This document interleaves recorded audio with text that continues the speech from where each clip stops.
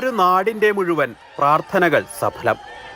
ജീവിതത്തിനും മരണത്തിനുമിടയിലെ നൂൽപ്പാലത്തിൽ കഴിഞ്ഞ 20 മണിക്കൂറിന് ശേഷം സാത്വിക് എന്ന 1.5 വയസ്സുകാരൻ ജീവിതത്തിലേക്ക് തിരിച്ചു കയറി.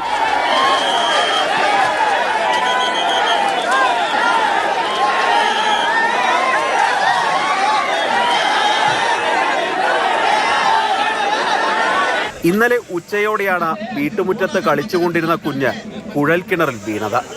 20 അടിയോളം താഴ്ചയുള്ള കിണറിൽ ഏതാണ്ട് പാതി ദൂരത്തിൽ കുട്ടി കുടുങ്ങി. വിവരമറിഞ്ഞ് രക്ഷാപ്രവർത്തകർ പാഞ്ഞെത്തി. കുഴൽക്കിണറിന് സമാന്തരമായി മറ്റൊരു കിടങ്ങ് കുഴിച്ചാണ് കുട്ടിയെ പുറത്തെടുക്കാനുള്ള ശ്രമങ്ങൾ ആരംഭിച്ചത്.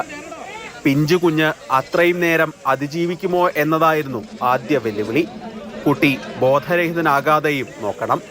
അമ്മയുടെ വിളിയോട് കുട്ടി പ്രതികരിച്ചതോടെ രക്ഷാപ്രവർത്തനം വേഗത്തിലായി.